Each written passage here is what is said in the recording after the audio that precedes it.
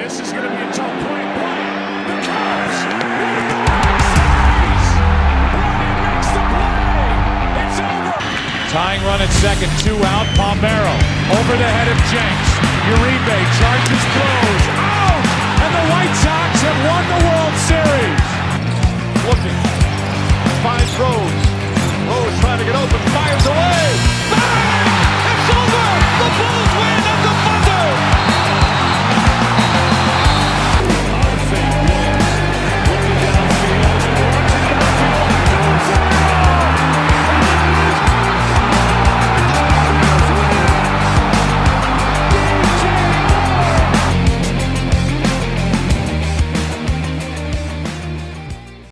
Brand new episode of Windy City Weekly. I'm your host, Jalen Ferguson, and hopefully this might be the last podcast of the school year. Might, if y'all are up to doing it one more time next week, because it is finals week in 2 weeks. But if not, this might be the last week. This might be the last Windy City Weekly of the school year. We don't know what we're going to do for the summer.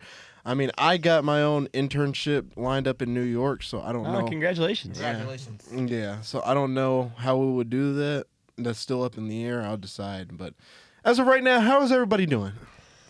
Oh, I'm doing just great. Thanks for having me on the pod. Yeah. It's great to be here again in front of the lights and whatnot. So it's ready to talk about Windy City sports. Yeah, last week I wasn't here. I had my own family issues, but Grant was able to take over. Thanks for that. But right now we got everybody. Problem. Yeah, thanks. Everybody's here, and let's go and knock this one out. So we're gonna start off with the Cubs and the White Sox report. We're gonna start off with the Chicago Cubs right now. The Chicago Cubs had a mixed, chaotic start to the season coming into the year. It looked very competitive. On paper, the roster is very competitive on paper, but as of recent or earlier on, it's been defined by injuries, inconsistencies, and flashes of potential. Major storylines is pretty much everywhere. The biggest thing surrounding the Cubs right now is injuries. Cade Horton, one of their best pitchers and projected to be a Cy Young person this year, and he's pretty much out for the season. Multiple pitchers like Matthew Boyd, Justin Steele hasn't made his return yet, and others have been dealing with injuries, leaving the rotation, and the pitching rotation is very thin, and the team has just they just been calling up a lot of minor league players, a lot of minor league arms to fill the spots. And not only that, there's been some early struggles. The Cubs have been hovering over 500 to start the season. A lot of key hitters have been underperforming, like Pete Crow Armstrong. It's been a train wreck. I would like to say that I think the start of the year has been marred by inconsistency, and it almost feels like management and coaching has just been throwing stuff at a wall to see what sticks. We have a bunch of prospects in various positions who are varying in their degrees of success. Young guys and old guys, just nothing is meshing together here. There are some good parts. Ballesteros is hitting well. Yeah. Can't complain about that. So is Kelly, and Nico Horner had a good game the other day. But generally, the hitting sucks. Yeah. Generally, nobody can get on base. It's not only that. I think it's because, and my thing is, Pete Crow Armstrong keeps swinging at everything. It's getting so bad. And I know, I'm sure Hunter would like to talk about it. His brother's been making sure the point's very known that they can't seem to do anything when they get people on base. They will get people on base, and then they just get out. Yeah. Yes. I think against the Pirates, they were like 1 for 30 entering runners in scoring position, which is That's abysmal. ridiculous. That is Horrendous. abysmal. That is absolutely ridiculous. And it's been a constant theme for the last couple of years under the Jed Hoyer's philosophy, because he can't seem to lock down the bullpen, find the right arms, and also find the guys that you look at the Brewers, like they win 1-score games. Why? Because they understand the situation and they actually score the guys when they're in position. You know, as for PCA, his favorite player was Javi Baez, so of course he's swinging at everything. It's just like it's like I don't know if the rotation just doesn't mesh together, like with where batters are hitting, or if there's something in the water. I don't know what the deal is. Well, I mean, if you're batting Ian Happ third, Yeah. yikes. Oh Yeah, my goodness! And Ian Happ. Let's not get started on him. I've been saying this for the last 2 years. Ian Happ needs to get off this team. And the problem is that he is an untouchable. You cannot trade him. Yeah. But you need to. Because, like, why do you have people on Instagram defending him like he is Mr. Consistent? When he consistently gets 245 and is not even that clutch. He's an okay outfielder, and I don't want him on my team no more. And I mean, we've been talking about, hitting, and we've established that it isn't good. But on the other side, the pitching is extremely inconsistent and hot and cold. The other day, Shota Imanaga had like 11 strikeouts in 6 innings and was absolutely dealing. Yeah. But then sometimes it gets Shota Imanaga lets up 5 runs in 1 inning. Yeah. And that goes for every pitcher we have. Our bullpen's getting slimmer and slimmer. Palencia just got hurt today. Yeah. Cade Horton's obviously injured, like you mentioned before. Mm-hmm. It is just getting so slim and tight in the bullpen. Yeah, Potter Hodge is out. Like you said, Palencia is out. Hunter Harvey is out. We got a lot of We're pitchers running out of out. people to throw out there, and it's really Jackson Wiggins, who was supposed to be promising, he's also out. So we don't know what we got to do here. Yeah, I mean, that's a lot of, injuries just piled up. Like, there's nothing worse than seeing pretty much your whole starting rotation just go out like that.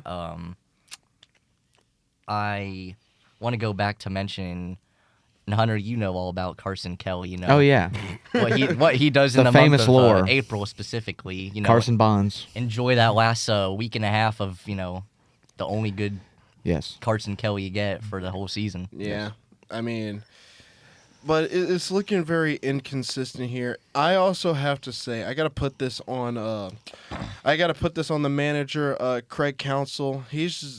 And I also said this when he was like even last year. He's made some very questionable managing decisions, like you said, putting Ian Happ in third. Pete Crow Armstrong, where is he batting? Is Seiya back yet? I kind of he didn't is. ask. Yeah, Okay. He's back. Yeah, Seiya's back, but I don't know where he is in the lineup. Where is he at in the lineup? Like the last game, they had him DHing and Matt Shawn, right? Which is weird. It's all just weird. It's Yeah. just If it was up to me, I would call up Kevin Alcantara, have him right, Seiya DH versus lefties, and then Ballesteros DH versus righties. And I think it's worth pointing out that Kevin Alcantara has been absolutely fantastic in AAA. He has been mashing the ball like crazy, and we could use that kind of hitting on the team. Wink, wink. Yeah. I also would say, before one more thing, Grant, I also will say is the fact that, like, I would put Pete Crow Armstrong, if he's not, I will put him at the leadoff, only because if he likes to swing at everything, because when they get to the 9th spot or, like, lower in the lineup, they're going to be throwing a lot more mixed pitches. If he's leading off, he's going to be seeing a lot more fastballs, and, if he wants to swing at everything. He's going to bite on a lot of those fastballs. He's gonna make contact, but I'd rather him swing at fastballs rather than him swinging at a curveball in the dirt for strike 3. Yeah. The Cubs' struggles, I mean, it's really unfortunate. Really unfortunate. PCA is really struggling right now. He played so well in the Baseball World Classics, and I thought that was going to be like him just getting off to a hot start to begin the season. I thought he was going to play great. As much as I hate the Cubs, I had expectations for them to be a really good team. I can't believe I'm actually saying that, but I think that the Cubs pitching, they got to get their pitching right. I mean, their pitching has just been brutal, and the injuries that they've had to their pitching rotation has been atrocious, and their bullpen has been the same. They can't beat Milwaukee if they don't have a good bullpen, and their bullpen is still bad again this year. Yeah, I think we kind of touched on that. I think we're kind of beating a dead horse here that the Cubs have some troubles. I think the roster is solid. I think that there can be this team is not a loser team. I think that they have the ability to win some games and become competitive, but they need to do some changes around the board. I think we can all agree on that. It mostly is the pitching that they need to fix, but I also think that outfield needs because again, I don't want Seiya Suzuki in the outfield. I would rather him be DH. He'll get hurt again. But then again, you have Moises Ballesteros. Now, in my opinion, going back to the Edward Cabrera trade, I would have put Moises Ballesteros and kept Owen Casey because Owen Casey was supposed to be the guy to replace Tucker when he wasn't going to be re-signed. We all knew that Tucker wasn't going to get re-signed. He was asking for way too much. Unless you're Grant. Grant didn't know that he was going to do that. Yeah. Oh, he's also Kyle Tucker's also hitting poorly this year. Well, he's hitting poorly on the Dodgers, but again, I mean, the Dodgers don't really need him. That can turn around at any moment. Yeah, the Dodgers are like that. So, is it time we start talking about the other team in Chicago? Well, one more thing before. Okay. One more thing about the Cubs is that, like again, the outfield, Ian Happ, they need to go. Like you said, they need to call up some players like Kevin Alcantara. He's been playing really good in Double-A. But you know, it is Triple-A, yeah, Triple-A. But again, you know, it's April. When we get to May, maybe we'll start seeing some changes to calling up some players, because at this point, you know, And getting more health back too. yeah, getting more health back. Again, it's just really devastating to see 12 players on IR, and it's only been 3 weeks in this 1 month. So, you know, but switching over to the White Sox, while the Cubs are still trying to figure out trying to find consistency and get health back, let's shift over to the South Side, where things haven't been exactly smashed either. The White Sox are dealing with their own sets of challenges to start the season.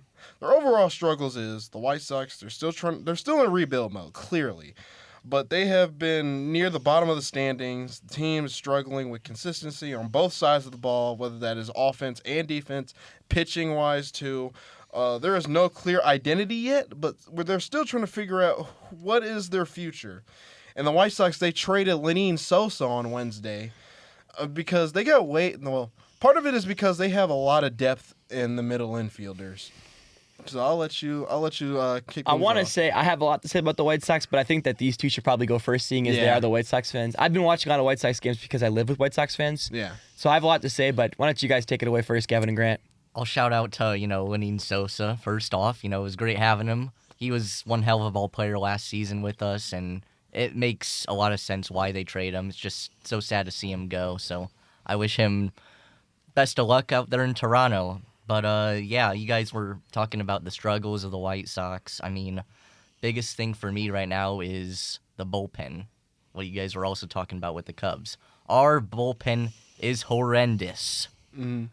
I don't have the exact stats right now, but the team ERA is just, I think it's around 7 or 8. Yeah. It's really bad. And majority is that because of our bullpen pitchers. I mean, we were just leading Tampa in going in the top of the 9th the other day, and then some bum from nowhere, he comes in and just gave up a crap ton of runs, and then we lost the game. Yeah. For me, the White Sox, it was always about a rebuilding year, so I'm not really surprised about what the team's doing.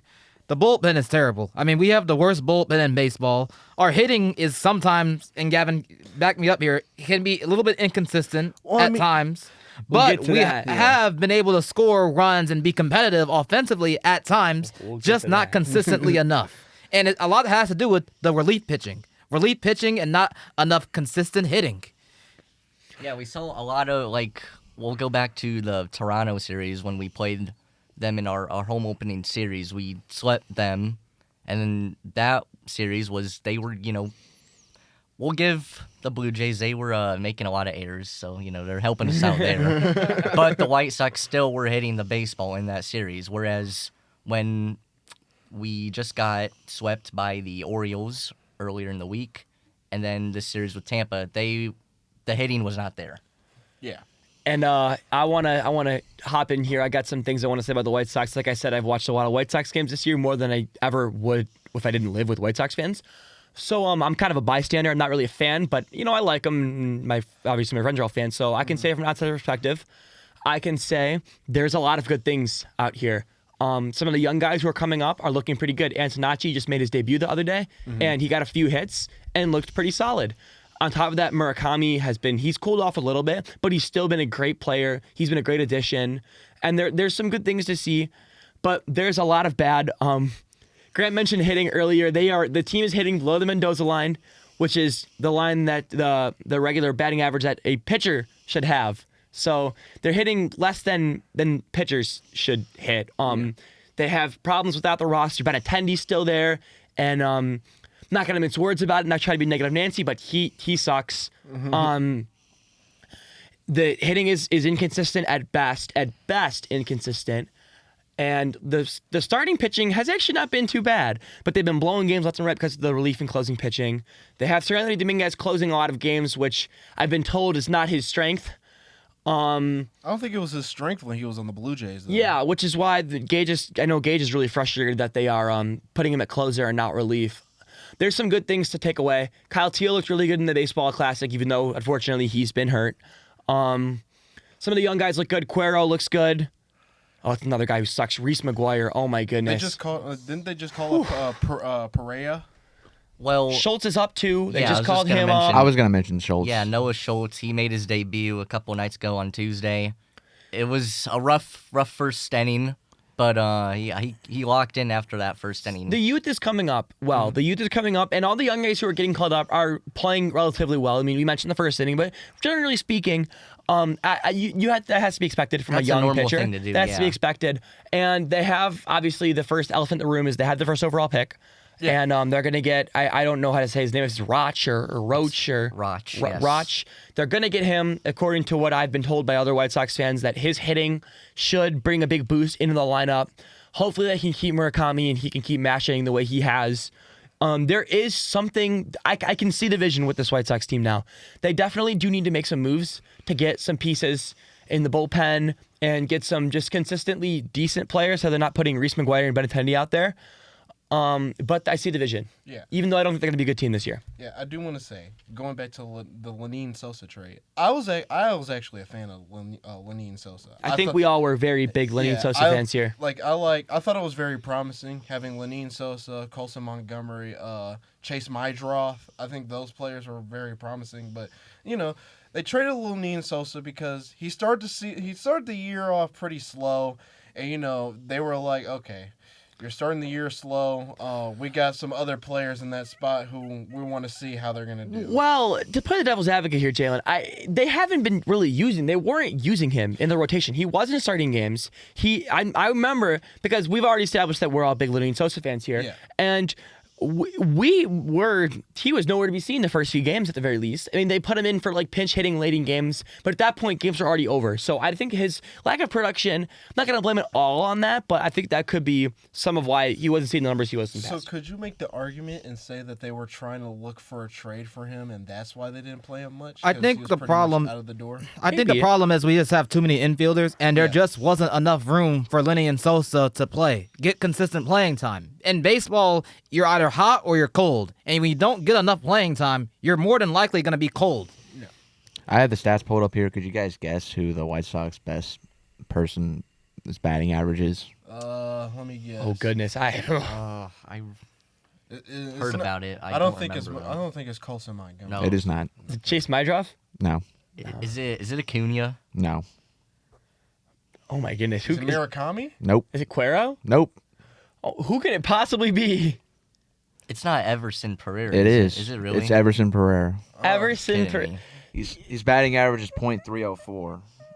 So yeah, they're not a good team. I think we all know that, and we all knew that going into the year that they weren't going to be contenders. But we're starting to see the promise here. I'm starting to see potential with certain players out there. Montgomery is both of them, and Antonacci and Teal, and I'm starting to see what they're going for here, and I can see a future with this team where they start winning games. I'm a little worried.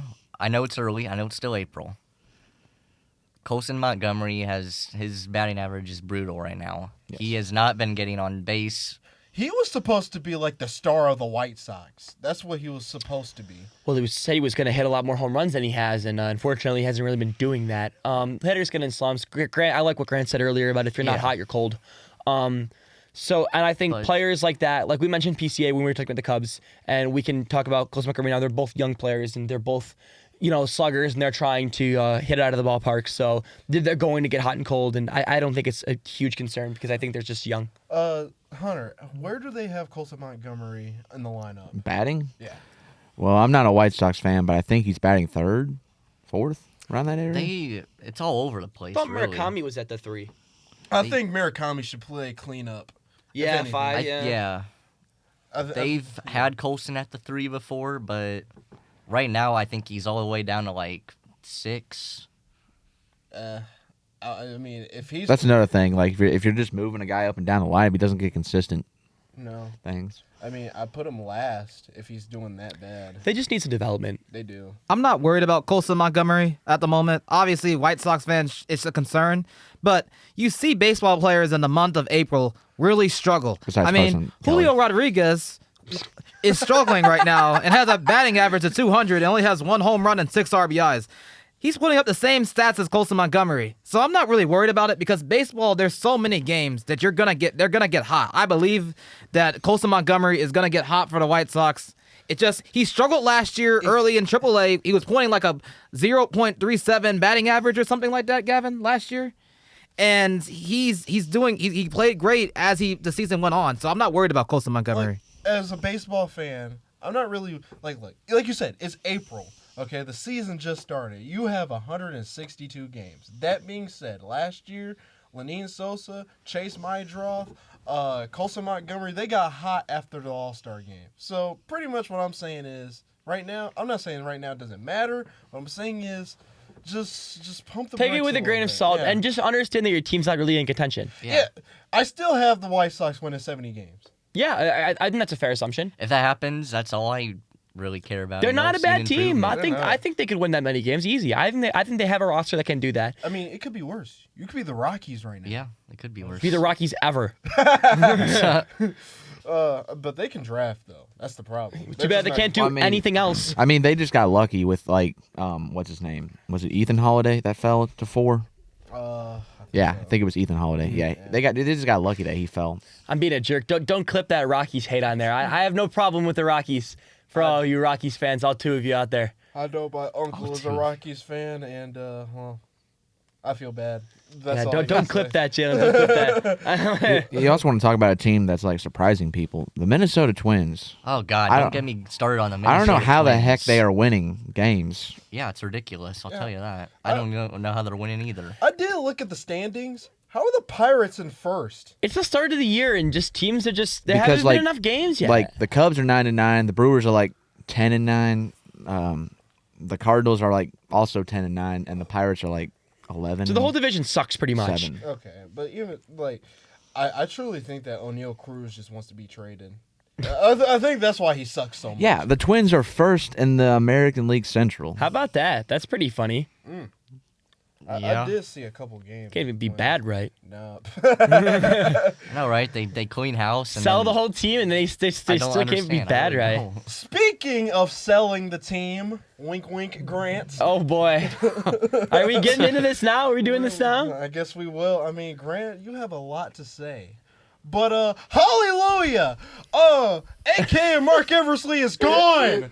It's great news. Yeah, why don't you give us your opinion on that one, Grant? I'm sure you have a lot to put out there. I'm happy that they fired him, but at the same time, is it really going to get us anywhere because we're going to keep the head coach?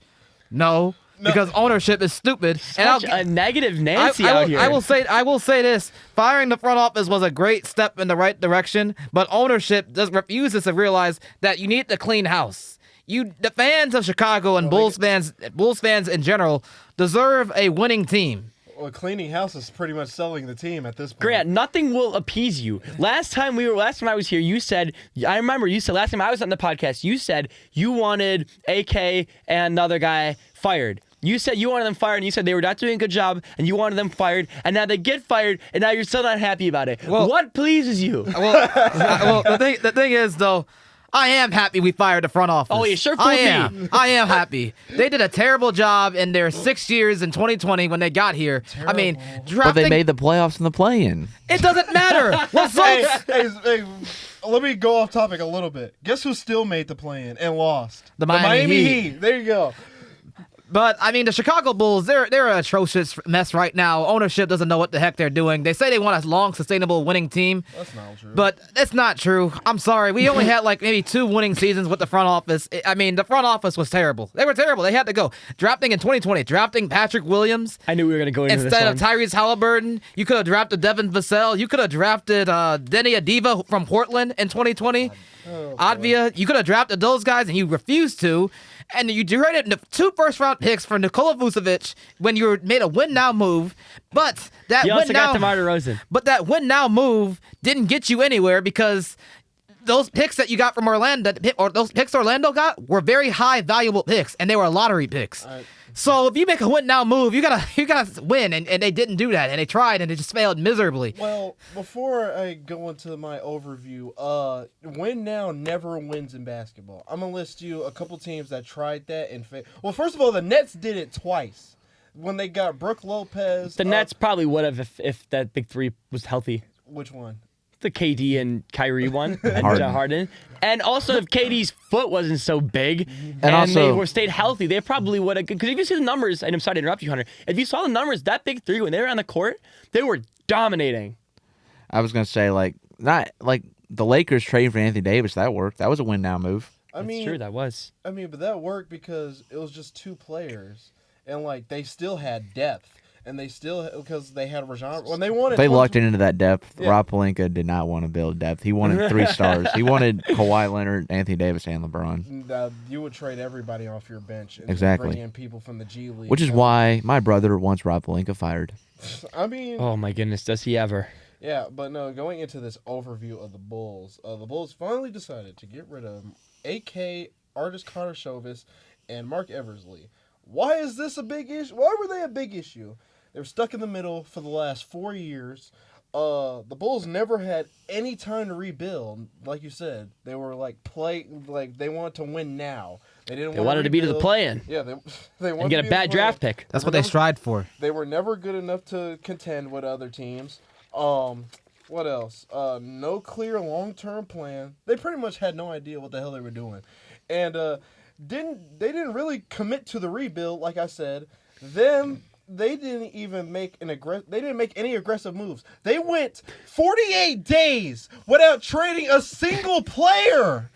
48 days. Not 48 days. 48 months. They went a whole 2 years without trading anybody. You know what? I think teams were making a bunch of offers to the Chicago Bulls at the deadline a couple of years ago. Teams were offering like 3 first-round picks for Alex Caruso.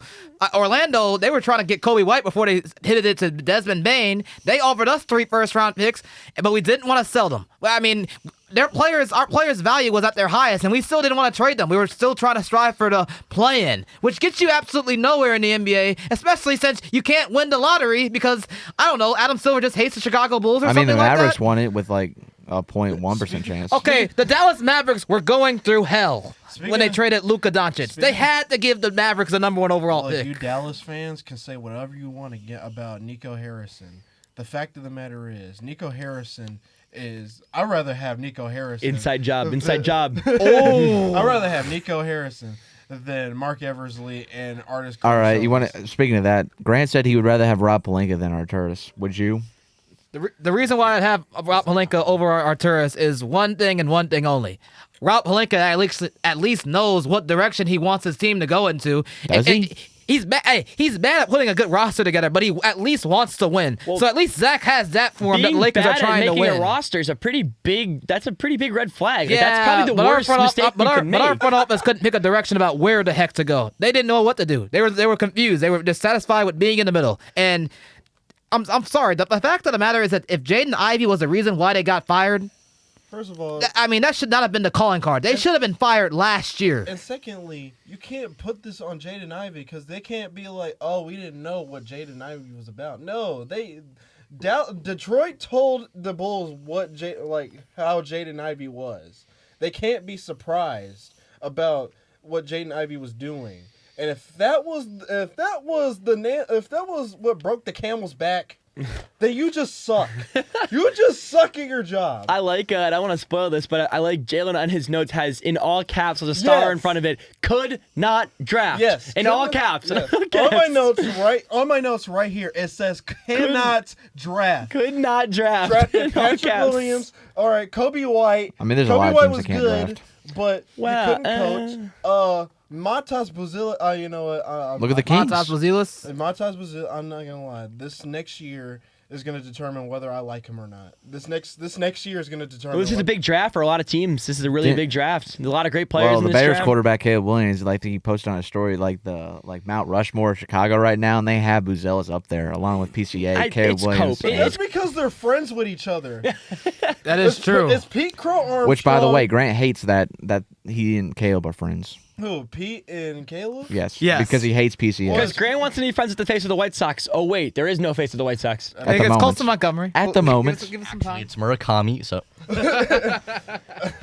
I mean, it's Pete Crow Armstrong, Caleb, Connor Bedard, Yes. and who did I Buzelis. just say? Buzelis.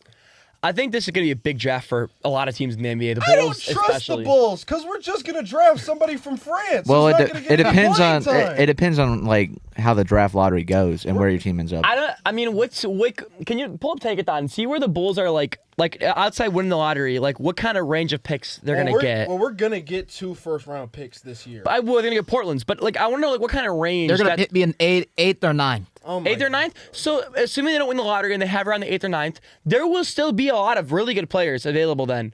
I don't know if they have like a Ment over there or like The problem is I don't trust the Bulls to draft them. They're gonna draft a player that everyone slept they on. could get a Nate Ament, they could get a Yaxel just Lendeborg. like how everyone slept on Patrick Williams. Right now, they would have 9. And then I think that pick from Portland is around 18, if I'm not mistaken, right? Should I do 15. 15?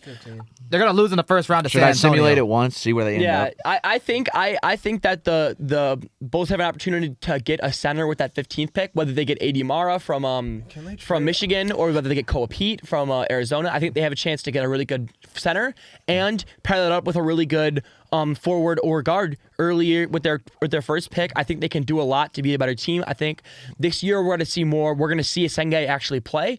To see if he actually sucks or not. If we're all just jumping the gun. I think he sucks. Well, I think he Jalen, sucks he's not too. played a single NBA game, dude. And what does that tell you? I'm sorry, but Derek Queen. He's like 18. Derek Queen. So Derek Queen's better. Please.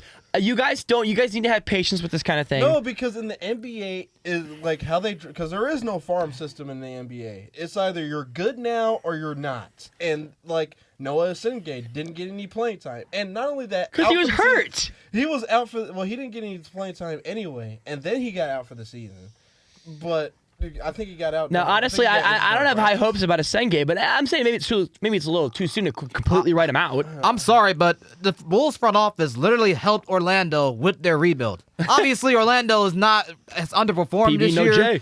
but they got Jalen Suggs and Franz Wagner because the Chicago Bulls were like, we're gonna go win now mode when we still have a pick in the lottery that might be a top 8, top 10 pick, Aren't and those yet guys again, injury it was a prone? top 8 pick. Aren't those guys injury prone? Doesn't matter. They still built a team with the Suggs picks is. that we gave them. All right, so I Don't care. I did the sim lottery Yep. once. You guys would love this. The Dallas Mavericks jumped up to 1 from 7. So they win it again. The Pacers get 2, so that's good for you. Memphis 3, Washington 4, Brooklyn 5, mean, Utah if 6, the- Sacramento 7th, New Orleans got the 8th, and then Chicago State at 9. So I'm just gonna say, like, I know we're talking about Chicago, but if the Pacers get the second pick in the draft, they're gonna go back to the championship. Yeah, next the year. Pacers get to Bands to the league's over. It's all Wrap it up. Wrap it up. I say it's crazy. Spurs Pacers next year. Yeah, if they get to Bansta, I think. Not to be too cocky, not to be too cocky, because I am an Indiana Pacers fan. Not to be too cocky. sound pretty damn cocky I'm right being- now. But not gonna I lie. will say You gotta they're be- gonna have a pretty good roster on paper if they were to do that. You gotta be as Ryan Zappy golf for the Pacers next Oh year. no! if you want to discuss like worst case scenario for this, it would be the LA Clippers jumping up and like Oklahoma City getting that pick because the Oklahoma City owns that pick. The last thing we want is Oklahoma getting another lottery pick.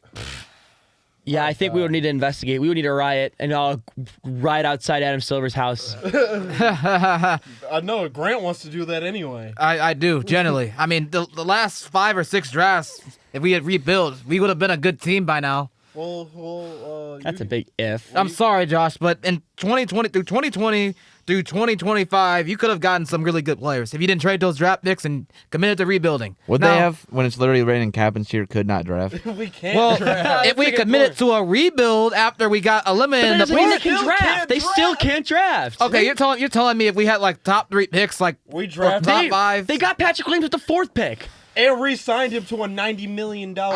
I don't know. In 2021 or whenever this Paulo and got he's drafted, still on the team. in 2022, In 2022, we got a top 3 pick. We probably would have drafted Paulo or Chet or somebody. You would have like that. drafted. You would have drafted Jabari Smith and liked it. Hey, Jabari Smith has actually been pretty good this year. He's actually been pretty good this year. They would have got the second coming of Cristiano Felicio. Oh my God! They should have drafted Pods, actually. For That would have been real? Oh fun. yeah, AirPods in the Windy City. AirPods.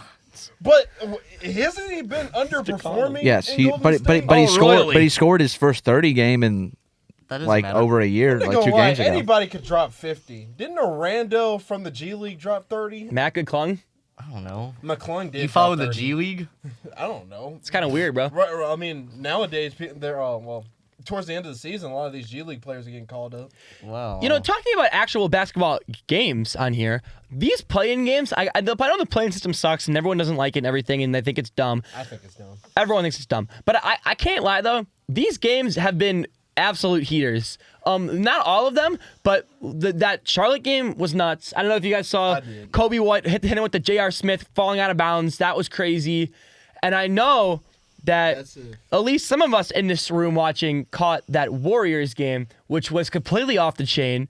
The Olden State Warriors, The Golden State Al Warriors. Horford and Al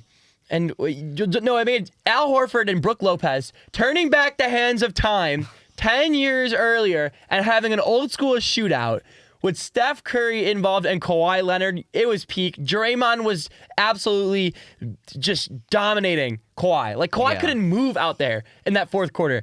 That game was an absolute heater. It was so fun to watch. The back and forth. That's probably the best basketball game I've seen this year, and I'd like to hear your opinions on it, especially Gavin, seeing as he's a Warriors fan. First of all, we'll go to the Draymond Green thing there in the fourth quarter. We saw Draymond Green, Defensive Player of the Year. Prime. We saw Out there. prime Draymond Green. That was that was crazy. I just couldn't believe that Draymond was locking Kawhi up like that. And then of course you got Al Holford over there, man. He was drilling threes like it was. Uncle Al looking like God, he did on Atlanta. I just- Uncle Al was hooping. And Yeah. even Pingus. Kristaps Porzingis, too. He was rating threes as well. The whole team, it was such a fun game. Guy Santos played great. Pajemski not so much, but the team ended up doing good. So it was such a fun. Did you catch that game at all, Jalen? I didn't. I was too busy watching the Heat Hornets game. That one was. That really was the good. day before. Yeah, I was watching that one. I like that one though. I just don't like I wanted the Heat to win. To be honest, I don't really like the Hornets. To be honest, I think that they're all frauds. Excuse me? Yes. Wait. So your role there. Wait. Yeah. What about them is fraudulent to you? I mean, LaMelo Ball is just a flashy guy. That's. And I mean, that's all he is. he was rather- getting to his spots though, dude. He was scoring. I'd He rather got say like he's- 30 points. I'd rather say he's injury prone than flashy. That would probably be the knock. Hey, I have LaMelo against him. Ball played 74 games this year. He was pretty healthy. Is that the first time he's played 70 games in his entire career? Hey. Grant has been bringing up this damn stat every day about how many games LaMelo has played. I mean, Oh, the Zion Cubs game- Williamson never did. Breaking news: the Cubs game's on, and Moises Ballesteros hit a 3-run homer. Ooh. At least Mo's been balling. Man, But he's not proving my point. He's supposed to suck. But no, I think that the play-in, I don't know if it was scripted, but it was really fun. And if it's gonna be like WWE and be scripted, that's fun. But we're talking about Charlotte Hornets. Anyways, so you don't think that Knipple and Bridges and Miller and Dibate and Kalkbrenner, you don't think that that's a good team? I mean, on paper it is, but I don't really think that they are like gonna go deep. They have 6 shooting. They have 2 good young centers. Again. They can put the ball in from anywhere. Their defense maybe is a little suspect, but they can score. Their passing is at a high level. They're scoring like mad. Knipple is just raining threes. Well, I will say they play hard, and any team that plays hard, I'll give them credit. They hustle. Yeah. I don't think they're gonna go far this year. I think they're a little too young. I think they're inexperienced, but I think they're gonna be a big threat to the league in the next year or two, assuming LaMelo can stay healthy. I think the Hornets would be like how the Kings were when Golden State won their championship in 2022. I think that they're Not good enough. They're gonna compete. They're gonna play hard, and they're gonna be a bad matchup for any team that they're playing. Like, so are they playing the 1 or the 2 seed? They would play the 1, so Okay. they would play the Pistons So Yeah, I think they're gonna make it hard. if they win against Jalen Duren's gonna have a feast though. I do think Magic. the Hornets will win tonight, and I think they end will, up playing too. the Pistons. But yeah, I don't see them going past. It's just tough. That Pistons team's got a lot of grit as well. But the three of us, Gavin, Grant, and I, were able to watch the Charlotte Hornets play basketball this year at the Gainbridge Fieldhouse.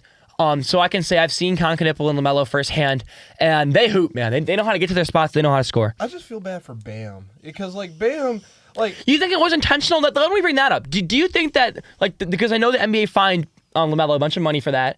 What do we think about that play, if that was intentional or not? I mean, at the end of the day, it doesn't like. I feel like it doesn't really matter. Just keep on playing. Like, Well, he was didn't- hurt. Yeah, he was hurt. How was he going to keep on playing if he's hurt? Well, yeah, but even still, though, like, I don't know. I don't know how to feel about this one. To me, it looked like he was just trying to get his balance set. And Bam's a huge guy, Yeah. and if you see it, he kind of like moves his hand. It didn't look like he was trying to trip him up, at least to me, from what I saw. I think a fine is, I guess, if you really want to enforce it, I think a fine is good. I think they made the right call not suspending him.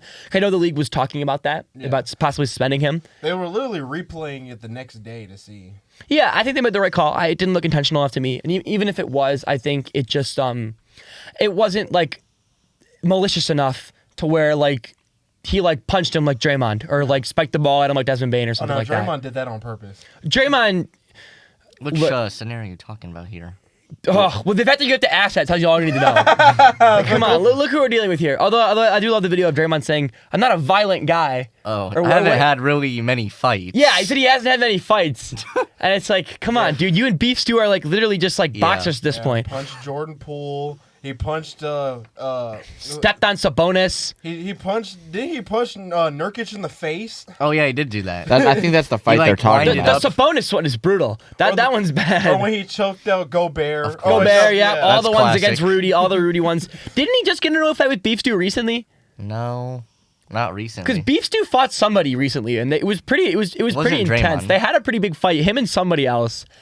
I don't recall who. I don't remember that. No, I don't remember either. But I will say, like you said, the playing, I still think it's stupid. Like, Oh, 'cause- definitely. No, because how good these games are is indicative of why it's stupid. Because like, it's because like, it shows that the regular season does not matter. Like I said before in a past podcast, if you just take away the play-in and like make it to where only the 1 and the 8th seed gets in, then teams will play harder to get into the playoffs. Because now the Bulls were okay with making the play-in. It was like, well, we made the play-in. You know. Well, when the Bulls used to make the play-in for the last 3 straight years, I was celebrating every time they lost in the play-in tournament. I'm Well, like, guess what, Grant? That's where they're going back next year. they're not going back. They're not going back. They're not going back. We're not going back. Well, we're going further back. Well, I've had some considerations about changing my basketball team, and lots up in the air right now. I'm so a Nuggets fan. I'm a Nuggets fan. They're number 3. I'm happy for them. And Grant's gonna be a Charlotte Hornets fan. well, it's either Sonics or Hornets Sonics. or maybe Spurs. Maybe I like You're Stephon Ew. Castle. gonna jump on the Spurs. You're gonna Yeah, jump in the Spurs. I doubt- You I say doubt that it. says you're sitting right next I to a Spurs doubt it. fan. I doubt it, Yeah, but but he's been a Spurs fan all his life. no, he hasn't. Not all my life, just the last couple of years. But I've always appreciated them from afar. I mean, Good team. I You appreciated started them. liking them when they were bad still. So They Yeah. built a lot of good teams. That was true. I mean, I appreciated them for 2 players: Tim Duncan and Danny Green. no, Danny Green. Green. I Danny hate Green. that guy. How That's dare a you weird, say his name? That's a Danny weird pick. Green. You didn't Danny appreciate Green? him for Tiago Splitter? You're kidding. I mean, no. When he played, Think I'm like kidding? how he played against Memphis in the Western Conference Finals, he was balling. Danny Green? Yes, Danny Green. Bro. I thought he was pretty good. You're acting like he was trash. Next thing I see Jalen out here like, I've always been a big fan of Nick Batum. Oh no, Nick Batum. For those who don't understand why that's funny, the man on my right here, Gavin Woody, does not much care for Nick Batum. Yeah, I do not. I have some some choice words I'd say off camera about Nick Batum. I do not a fan. You make it seem like you're personally beefing with him. He's just done some stuff to my team, and I don't appreciate. They're gonna say he's done some stuff to me. It's He like that talked one, bad about my mama. it's like that one Jordan meme. After that, it became personal with me. Yeah, I took that personally. The Spurs are going to do some damage this year, though. Back in the Spurs take thing, I think. Are they the favorites, you guys think, to win it all? I mean, they're going to be. Wemby's just a tough matchup. Well, Like, out of the West, it's definitely them and OKC. Now, I get the fact that like they haven't had much playoff experience as a Spurs fan. You know, I'm not worried about if they don't win the title this year. I think eventually they are going to get to that point because, of course, they got like arguably probably the best talent in the NBA at the moment, Victor Wembanyama leading the charge. I will say, And yes, I know he's injury prone, he's such a nightmare for anyone going against him. but it's a nightmare for everybody in the league. you know. He can shoot threes. He can dribble. He can dunk on your head. He's going to be the defensive player of the Cross year. you up too, which is crazy. He can be the defensive player of the He can year. get 10 blocks on you. He can get 10 blocks on you. He can cross you up and make you bite the frickin' hardwood. A guy built like that should not be able to do crossover He can score from all moves. 3 levels. He can shoot from anywhere. He can get steals. He can do everything in the basketball court, and he is an extreme threat to everybody else playing in the. And he opens so much space for But you everyone know else. what's scary? He has a Kobe mentality. After, like, once the season is all over, he's gonna take 2 weeks and go back to playing basketball. No, he's going to take 2 weeks and go like practice his monk Go back to Tibet. Yeah, Yeah. go. his monk religion. The And guy's read. different, man. He's just a different kind of basketball player. I hope we can see a full career out of him. But here's the thing, though. If it's the Spurs and the Thunder in the conference finals, like I said, it's indicative of how those both organizations are ran. They are ran off of the draft because they both got a lot of draft picks to their disposal. So they're going to be good for a long time. Mm-hmm. I'd say both of them could be dynasties. With Shea and with Wemby leading the charge for both those teams. They could be the Lakers and the Boston Celtics, just in the same conference. I think the Spurs have a really extremely bright future. Stephon Castle, that guy is a dog. He is a dog. I mean, the fact that they got him in the drafts. Stephon Castle. Stephon Dylan Castle. Harper. I don't know about Dylan. Well, they got Harper, man. lucky with Harper because they jumped up. to two. Harper, I think is going to be a great point guard in this league. I think he's going to be a star in this league. I mean, Josh doesn't think so because he comes off the bench, but he's making an impact as a rookie coming off the bench. That is pretty impressive. Wait. But when I was talking about Matas Buzelis, and you were like, Noah Singay, you were like, oh, just give him time.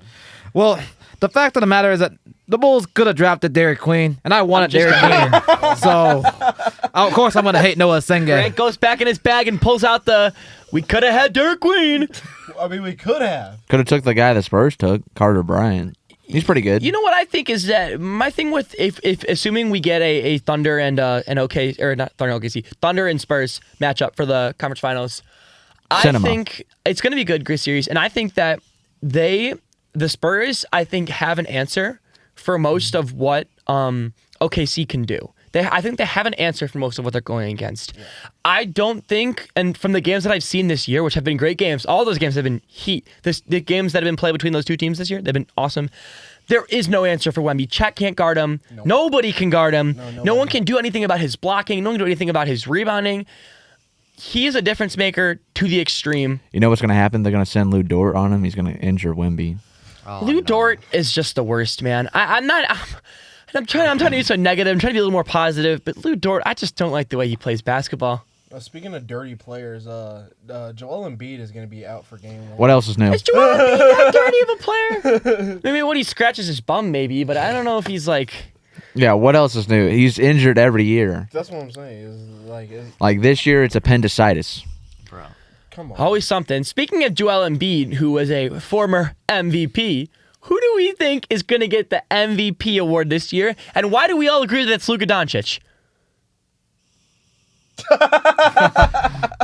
All right. Well, I'm a Spurs fan, so obviously I wouldn't mind Wemby getting it because we jumped from like not even making the playoffs up to the second seed, so that he's leading the charge there. Now, as for Luka, my brother, he's a Lakers fan, so obviously he's appreciative of Nico Harrison, but he doesn't think Rob Pelinka deserves any credit for that trade.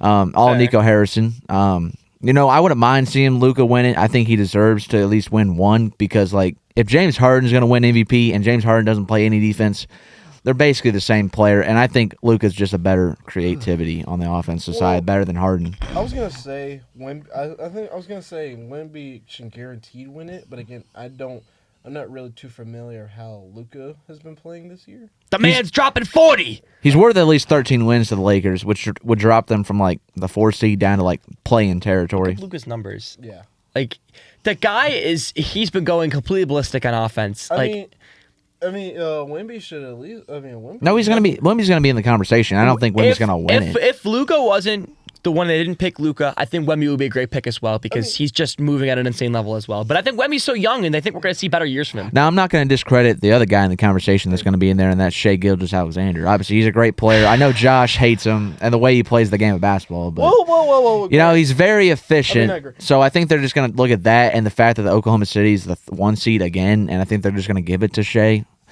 But I think Wemby is definitely going to win Defensive Player of the Year, and Luka That's a must. will definitely be him. Wemby, Luka, Jokic, Shai are all going to be on the first team All NBA. Yeah, Josh, definitely. I do gotta ask you because you don't like Shai's how he plays basketball. Yep, not at all. Is it him getting to the free throws?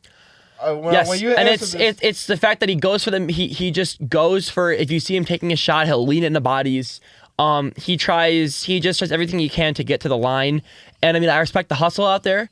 I don't think he's an elite passer. I don't think he's that great of a passer. I don't think he obviously isn't getting rebounds. His only thing is scoring. And his defense, but I think his defense is overrated. I think people compare his defense to that of like almost like a Chris Paul type, where he's getting lots of steals and stuff. But I don't think he's at that level. I think he's a great scorer. I think he's a great asset to his team. I just think that he's easily a top 3, probably I'd say top 3 player in this league. I don't like the narrative that he is the unequivocally the best player in the league because I feel like Jokic and Luka and even guys like Giannis. Keep it competitive and are also doing amazing things. And when I look at stats personally, I like to see more numbers across the board. Like I know I always bring up the Kobe Chris Paul debate from 2007, where I like to look at the rebounds, the assists, the steals, the blocks, all the other stuff, all the other different things you can get, field goal percentage, shooting percentage, stuff like that. And if you look at the shooting numbers, Shai's obviously off the chart. His efficiency is unbelievable. But I feel like when you watch him play, I feel like there's just I'm often getting frustrated. Is my opinion. Okay, now, but is it mostly because he chases for free throws? Yeah, I don't like that. So, follow-up question: how did you feel about Bam Adebayo out of nowhere dropping 83 points in one game, and most of them were free throws? I mean, it was funny. It was funny. I mean, I still remember I walked in to my apartment and I looked at these two guys engaged and they said, Bam has 70 points. I said, excuse me? Bam Adebayo has 70 points. I'm like, you're joking. And then sure enough, he did. I didn't watch the whole game. I saw the free throws. I feel like you're good. I feel like they were like triple teaming him. Yeah. So like I feel like he didn't really even have space. No, his was certainly cheesy as well. It was a very cheesy 83. But, you know, that's a lot of points to get in a game. I mean, it was also the Wizards, but Kobe's 80-point game had like 50 shot attempts. So I really that's don't just think Kobe. I really don't think it's like people like debating that like it's so much more unethical than Kobe's was. If you're scoring 80 points, you're not ethically hooping because you're not passing the rock. If you're scoring above like 60 points, you're not passing the rock and you're not putting up an ethical performance. Yeah. Like, but not saying it's not impressive, of course. But when it comes to like the good hoops, you know, the fair hoops thing, and you know the fouls and whatnot, like if that's happening, that's what it is. And that's how the league's been turning into lately. So I'm not hating on Shai. I'm hating on the league for letting him get away with it. Yeah. But Luka's shot selection is ridiculous. I swear he just throws stuff up there and it just falls gracefully. He is just an unbelievable basketball player, and I even think that, and everyone always tells me his defense is so bad, but I've seen Lakers games where he's not been like amazing, not a stalwart on defense, but he's been, you know, not like a cone, not like prime James Harden was.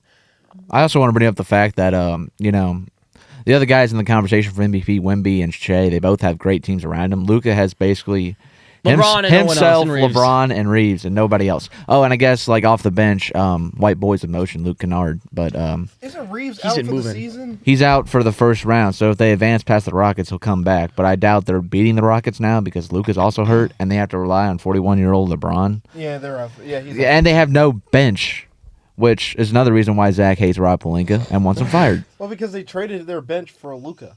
Actually, no. They Not traded really. they traded Max Christie, Anthony Davis, in a 2029 first. Max Christie does not make up a bench. You know But, what? yeah. He's You a good know who player. I have winning MVP and who I want to see win MVP, but it's probably not going to happen? Cade Cunningham. He- I don't Cade think it Cunningham. I think his injury kind Cade- of took His it away. injury. His injury took it away from him, but he's had a great season. I think Especially in the first half, he was going crazy. I think right now, I think I think if Cade never got hurt with that lung injury, I think he would be the MVP favorite because he has really Detroit's had the number 1 seed all year. They're a great defensive team. I'm actually quite impressed that Detroit was able to win without Cade Cunningham while he was hurt were, because, I mean, Jalen Duren, man, he just took over. I never thought he would be this good like this. Obviously, crazy good. Wemby's the runaway favorite for DPOY. It's not going to be close. But it's a shame because Jalen Duren is having a fantastic He's year. going to win most improved and player. he would probably be in the conversation for DPOY if it wasn't already locked up and sold to Wemby. Yeah. Yeah, but Wemby's gonna win. He's gonna win like 6 defensive player of the years at least. Oh, the sky's the Minimum. limit. The sky's the limit. I mean, as long as he stays healthy, with his career, there's really like no. I don't really I can't think of like a peak as long as he can stay healthy and keep playing basketball. I also wanted to say, because I'm a Spurs fan, I want to say credit to Mitch Johnson. You know, the Temu Steph Curry, because he looks like a bargain brand Steph Curry. You know, I wasn't the biggest fan of him when he came in and took over for Pop when Pop got his stroke. Hopefully, he's doing better now. But you know, he surprised me. So I'm happy to see him leading the charge. Plus, he's also a younger coach, so I know he's not like what Grant wants in a coach, which is Joe Mazzulla's mentality of violence, toughness, this, that, and Dan Hurley and how he screams at the refs. Okay. Grant, come on Hold now. up now. I gotta respond to this now. First and foremost, I don't really care what a head coach is. I just think those head coaches are just some dogs. Okay, He just likes it when they're not Billy Donovan. they're dogs. They're dogs. Dan Hurley is a dog. Okay, you Joe can be a dog Mazzulla in is a also different a dog. I just like the stuff that he says. You don't like Dusty May? Who? You don't like Dusty May? Yeah, that's true. I don't. Yeah.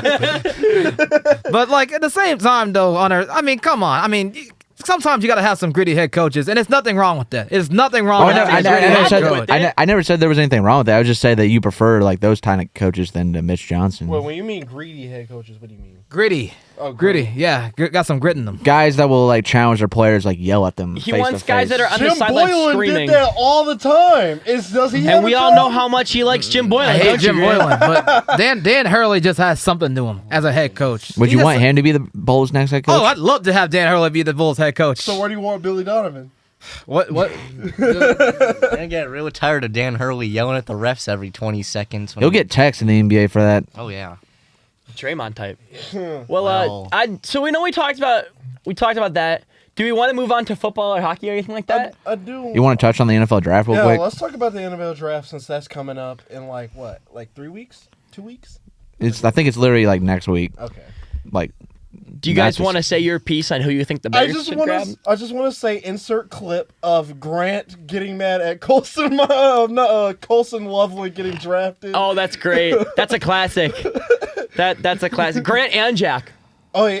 That's a classic. I mostly have the Grant reaction. I think if I'm Ryan Poles this year, I think the Bears should focus on getting defensive line help as soon as possible in the draft. And add a safety. But you can get a safety in the later rounds that's still good. Yeah, I I know. think that when it comes to edge rushers, they fall off a lot as the draft goes on. But you can still get an elite safety in the third round. Gage wanted that person from Auburn. What's his name? Fulker? Is that this is Keldrick Falk. That's not a name. Falk. Yeah, that's his name. Yeah. Keldrick Falk. That's his name. Anyways, I think that what they should do is I think if he doesn't get taken in the top 8 or 9, I think the Bears should trade up and take Reuben Bain. I think that guy is going to be an absolute stud. I think a lot of people are tanking his draft because of the news of the tragic car accident he was a part of, as well as his some of his intangibles. His arm size has been noted as a big weakness. But if you saw him play at Miami, that guy is an absolute beast. I think he's the best edge rusher in this draft class, and I think he will fall out of the top 5. I think he could fall to like around 10, 8, 9, 10 spot. And if he's there, I think Poles needs to make some calls to get him on their team because that he will be an absolute difference maker. You put him in the opposite side of Sweat. I think that is a significant improvement from what they had prior. I can't remember the guy's name. Who's the white guy? Booker. He was so much better than Austin Booker out there. I think they need to start by getting someone like that and then take a safety in the 3rd or 4th round. Yeah. You can still get a very good one and then kind of do it like that. That's what I would do, but at the Bears. But what do you guys think? I mean, you could also get a good O lineman on the last day, because that's what we need. Good O linemen are available too. Centers, honestly, especially interior O line's available pretty late in the draft. I mean, Ozzie Trapillo is going to be out for the season. If the Bears stay put and they don't trade up, and they could use that 2nd round pick to trade up if they fall in love with a player so much and he falls. I think if I was the Bears, I'd go defensive line in the 1st round, but I would say if Caden Proctor, the Alabama left tackle, was there, I would also want him too because that guy is just a freak of nature. 6'7", 366 pounds, can run fast. And, with Ozzie Trapillo out for the year and the other guy, what's his name? Dahlman. Well, no, he was the center too. But I'm talking about who was the left tackle, like the Canadian guy. Anybody remember? Not Darnell Wright. No. It's not Joe Tooney. Hang on. Somebody else. Theo? No. Theo Benedict? Is that his name? Theo Benedict, you're right. Theo that Benedict, guy. you're right. That guy. Because that guy was undrafted. So, and he played decently when he came in. But if Caden Proctor was there, I wouldn't mind them taking him too at that pick. I mean, we had a lot of people at left tackle. Like, it wasn't just one person at left. Exactly. And I think Caden Proctor could shut it down. Yeah. I want the Bears to draft a safety in the 1st round, and one in particular, a safety out of Oregon.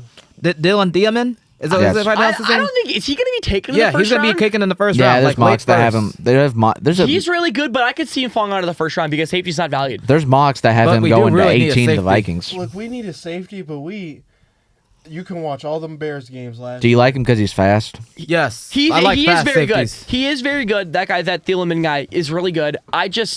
I think that they can get a good safety, and I think that they have huge needs at the D-line, and they have a chance to get. I know I'm kind of being a dead horse here, but I'm telling you, Reuben Bain is an absolute beast. But even if they were to get like David Bailey out of Texas, even if they were to him, That guy's Texas going in the Tech- top 5. You think so? Yeah. Yeah. Even maybe even later rounds get my boy Nathan Voorhees shot out Ball State. Maybe they could even try and grab him in some later rounds, bolster it up.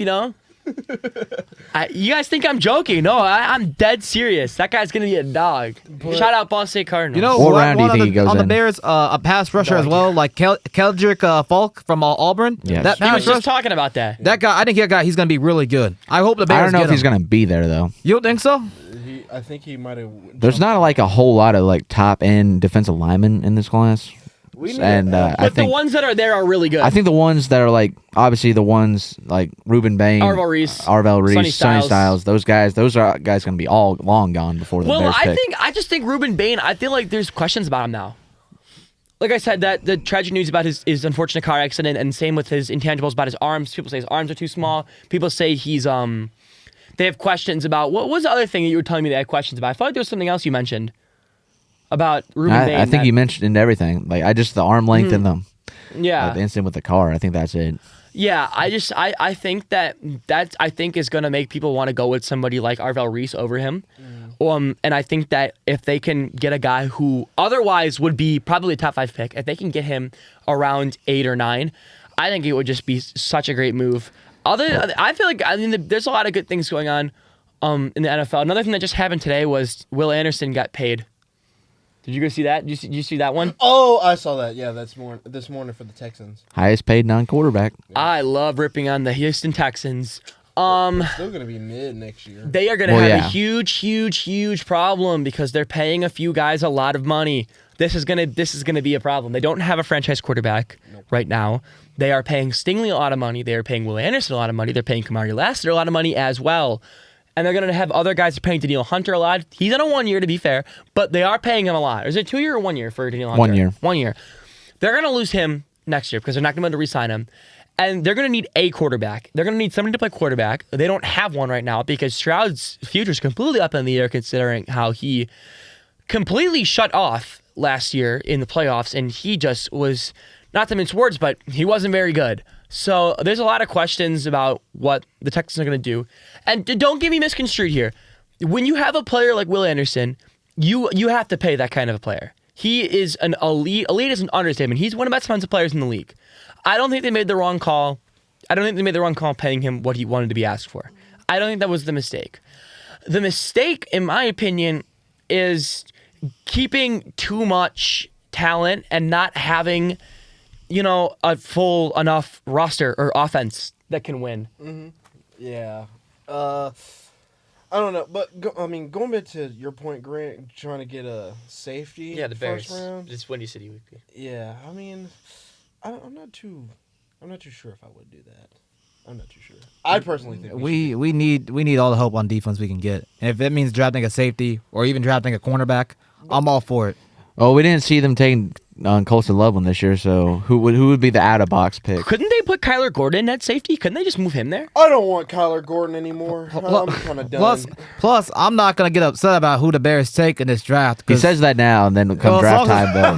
Well, all I'm gonna say, as long as it's not a quarterback or tight end or a receiver, I'm fine. Grant, can you just do me this one favor on draft night? Can you please be mad at the Bears' first round pick? I don't know about that. I don't know about that. The last 2 years, he's been mad at it. Last two, I've been happy about I was happy about the previous draft. I just No, you weren't. when we drafted Caleb, I was happy. No, you weren't. Not last year's, but the previous one before that when I was pretty happy. I was mainly talking about like the Raiders taking Ashton Genty. Oh yeah, that's not even funny. Do you have that clip? I don't have that. I think I have that clip. I have that. One's really funny. I wasn't even here when they I got here a little later. Yeah, when we had our draft party. I got around like the 7th pick. Yeah. Yeah, he was the 6th. Yeah. Was there anything else NFL related, you guys? Well, I know this is Winning City Weekly, but we have a bunch of NFL fans on here. I know. I just went off on that. So the Colts. Houston. Who do you want the Colts to take with the 2nd round pick? Oh yeah, we got a linebacker. Any linebacker. Anybody out there, send in your resume. If you can play linebacker at all, even if you're just like rec league flag football, if you can play linebacker, send your resume to Chris Ballard and the Ursays. Man, forget all that. Y'all need a quarterback. But not as bad. Not as bad as We have bodies to play quarterback. Like we have Leonard, and they're not good. I guess maybe saying they're not good is a bit of a stretch. But they're not like franchise or anything, Leonard or Jones or whatever. But the guys we have at linebacker, no disrespect, no disrespect whatsoever to those guys. Of course, I'm sure they're great guys at the end of the day, and they're working their heart out. They are not quite what we need right now. We need a game changer linebacker. We got rid of Zaire Franklin, which he wasn't really fitting what the defense was doing, so I'm okay with that. But now we don't even have anybody. If you look at the depth chart for the Colts, it's guys you've never heard of in your life. I think the one guy I knew was like Austin, like Ajizike or something like that. And no disrespect, but he kind of put like a bum last year. And the man can't play. No. They need linebacker help desperately. It's the biggest hole on this team. We have a couple other things that we could use. We could use a safety to replace Nick Cross, who we foolishly didn't re-sign. We could use a quarterback, like you mentioned. Maybe even some O-line help. Maybe even some D-line help. An edge rusher would be nice. But at the end of the day, linebacker is the front and center. I mean, do you have anything? Do you disagree with me, Gavin? Or, No, you're I also don't Colts fan? disagree. Do y'all still have Anthony as the quarterback? Anthony Richardson? Yeah, He's there. They still have him. He's the third there. string. He's the third string. I wouldn't mind O-line help, I guess. Mm-hmm. We had a lot of banged up guys. Love the way Bortolini played. Yeah, Bortolini's good. Jalen Travis is good as well. The way he played as well. Same with Bernie, obviously. Renard Ryman's Yeah, great. I love Bernie. He's a good player. We still have Quentin Nelson, who can still block better than anyone I don't else know, out man. there. The Colts are frustrated.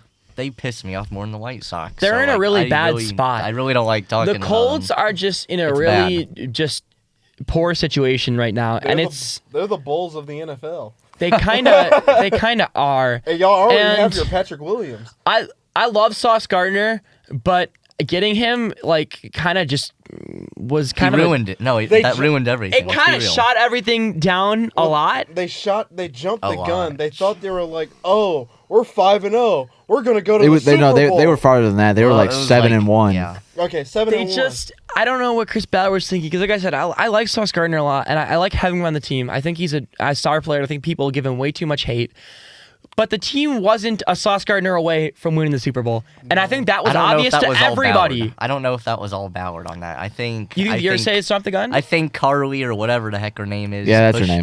You think Pushed she that jumped the trade gun? a lot. The one that's on the yes. sidelines. Yes, that's her Yes. I mean, I don't think cornerback was really the issue. I mean, obviously there was health, and it was a problem when they weren't healthy. When Travarius Ward, Jalen Jones, Kenny Moore were hurt, then it was a problem. But all those guys were still on our roster. name. Oh yeah, and they also want to trade Kenny yeah, Moore. Kenny Moore Moore. wants to leave too. Yeah. Yeah.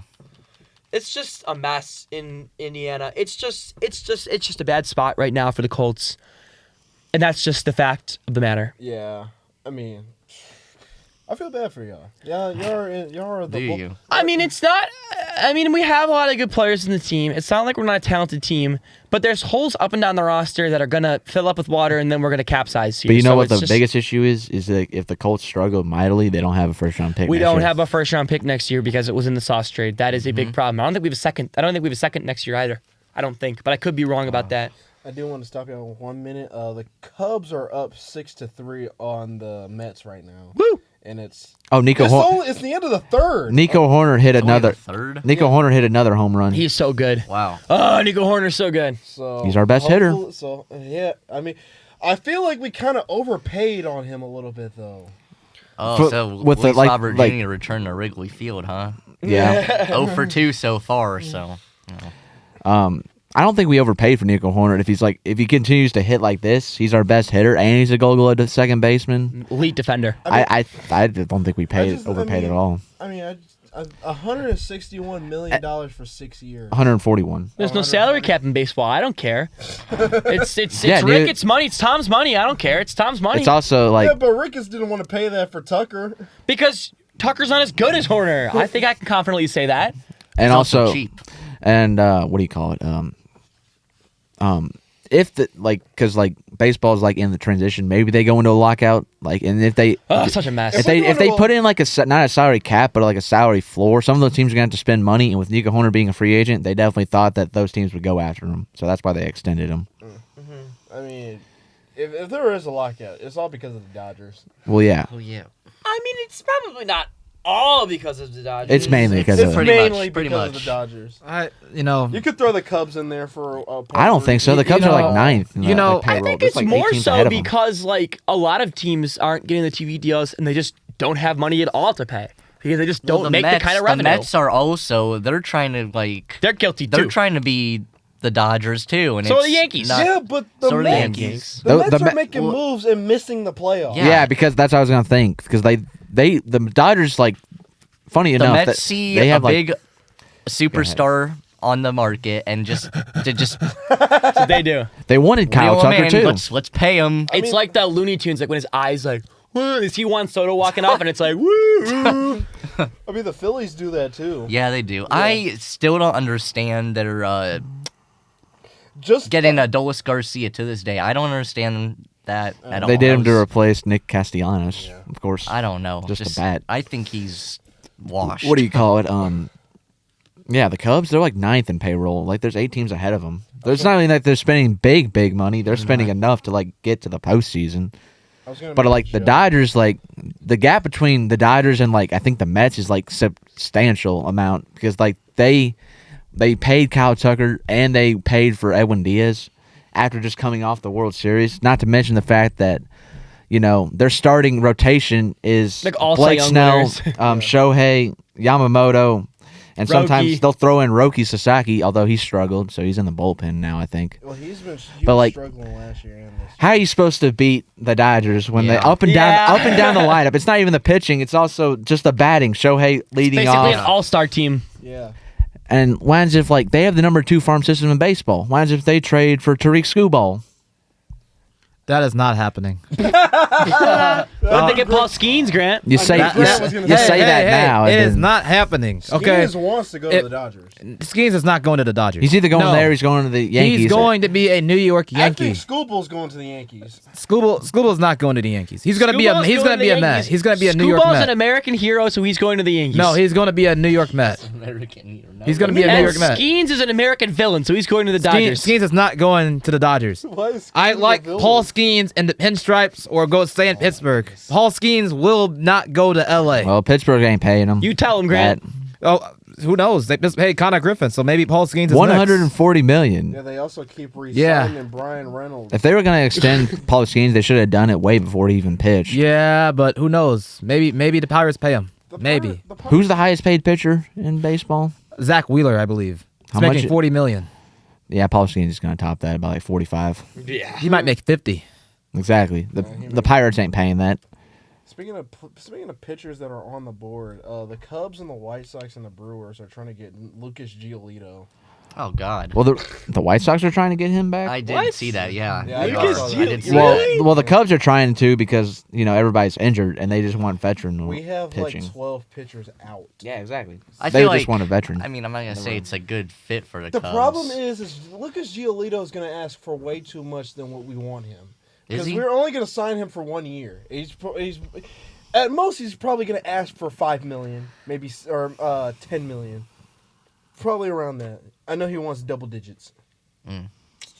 Yeah, I don't know about paying them I don't over know, 10. Jim. That's Yeah, I don't know, Jim. 2026 week Lucas Giolito. I don't know. I mean, 2025 Lucas Giolito, he's pretty solid for the Red Sox. I wouldn't hate the move for the Cubs because like everybody's injured at the moment, You got but to do something. I would just The White Sox. it's you got definitely nothing. just I don't a know why one-year the deal. Whites. No, I don't want. I don't know why the White that. Sox are interested in him. Our starters are fine. They are. I'm not sure. They're fine. Yes, Yeah, the pitching's fine. Their hitting is trash, and so is their bullpen. I mean, but still. Anything else? I mean, do you talk about NHL stuff on the Windy We City can. Weekly? We can.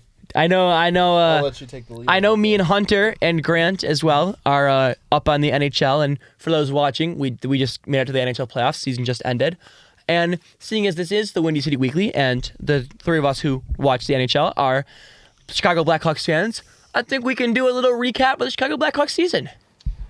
Same old, same old. They finished bottom two again this year after another disappointing. Like they started off like well, and then like after that they just collapsed. And it's not because like they're not trying hard enough, because they say that they all want to get to that point, but they're still young. And I think like after the trade deadline, after they trade away Connor Murphy, Jason Dickinson, and Foligno. Colton Dock, Foligno as and Nick Foligno too, like they were like, in terms of like weight, they were the like lightest team. And in the NHL, Yeah. when you hit everybody, that's not gonna. I bode think well. I was trying to get the point across that I'm very tired of the way Kyle Davidson, the Blackhawks general manager, he has been trading away all players above the age of like 27 for draft picks. And generally speaking, a lot of people are thrilled about this, enamored by these moves that they have been making, because young drafts picks are pretty valuable in hockey, especially first and second round picks. They have a lot of value in hockey,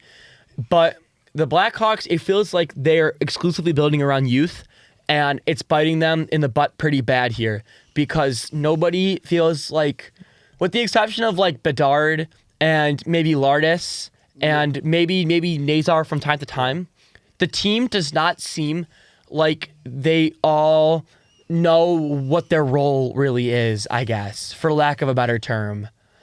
The team is way better on paper than they were in the past, and now that we're getting reinforcements from some of our young guys, we got Anton Frundell, who we drafted third overall, pardon me, in the last draft. He made his debut near the end of this season, and I believe he played 9 games. Yeah. And I believe he had 6 points, if I'm not mistaken. I believe he had 2 goals and 4 assists. Let me check. You might have to check that one, make sure my He had- math is mathing up. He had 3 goals and 6 assists. Oh, wow, even more than I thought. 9 And how points. many games? And let's see here. In 12 games. In 12 games, so he's a little shy of a point per game. They've been moving him around lines, moving him around positions, whether he's at center, he's at wing. I'm not crazy about the way Blatch has been managing that, but he has shown immense talent. I'm very excited to see a full season of him, as well as the continued development of Frank Nazar and some other guys. Yeah, I mean, Grant and Hunter, do you guys have anything you want to add about the Blackhawks here? I agree with Josh here. We need to see improvement within the Blackhawks organization. Yes, you have a lot of youth, and youth is good in hockey because He's good in any sport. I mean, it extends your window for a longer period of time. But hockey, player development's really critical.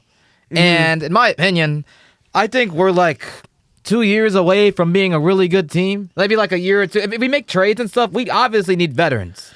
But it's Kyle Davidson's his seat is getting warmer. Like, he needs to make moves to be able to help this team win now and put the pieces around Bedard. Wait, but don't you have Tara Vinen as one of the Yes. Tara Vinen, and he's good for what he is. He's kind of not been the best since he rejoined Chicago. He's not been as good as he was when he was younger. The team really, really desperately needs to get a star. Not a superstar, because we have one with Bedard, but they need to get like a Brady Tkachuk or a Jason Robertson or a Mitch Marner type player. They need to get a person who's in their prime. They need to get somebody who is like in their mid to late 20s, who is producing at a very high level, who they can put on the first line with Connor Bedard and with whoever else they want to put there. I mean, but wasn't it Foligno, Bedard, and Tara Vinen? They got rid of Foligno in the trade deadline. They traded him, and he was also getting up there in years, and he was more of a mentor to Bedard when he did a great job doing that. Bedard's leadership has grown exponentially since him and Foligno got so close. So I'm grateful to what he did, but Foligno on the ice was, more of a role piece, honestly, more of like a fourth line kind of guy. They mainly had him for his leadership. They need to get an elite player, and I don't care if that means getting rid of guys like Bertuzzi or like who we just said, Teravainen, or like Burakovsky, or like Mikheyev or somebody else. They need to get somebody they can put, because they have good young guys. I already mentioned Frondell and Lardis and Nazar and all those guys, but they also have Green, and they have good youth that I think is going to be really good, and they're already performing well. But they need they need an established player who's currently in their prime. I think what we see all at the end of the season, one player in particular that I haven't been a big fan of, Kevin Korchinski, he showed a lot of progress, especially defensively, too. He did. He looked better at the end of the year. I think defense as a whole in Chicago is, again, relying way too much on their youth. We've been putting guys like Alex Vlasic, Wyatt Kaiser, Louis Crevier, Artem Levshinov, Sam Renzel. We've been giving them lots of minutes. That is our decor, and it is all extremely young. I think the oldest one there is Vlasic at like 26.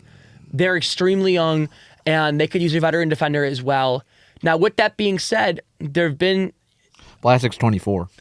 There's been goods and bads. I think that some players, their development has not been good. I do not think Artem Levshinov had a good rookie year. I think there was serious questions about his play for the entire year, especially defensively. There was big questions about him. But on the other end of the spectrum here, I think Louis Crevier, who I used to complain about left and right, he really impressed me this year with his offense. His shots were lightning fast. He was making plays. He's still pretty slow, but he was significantly better. And I would never thought I'd be saying this, but I could see him as a piece of our future. Don't get me started on Ethan Lemastro.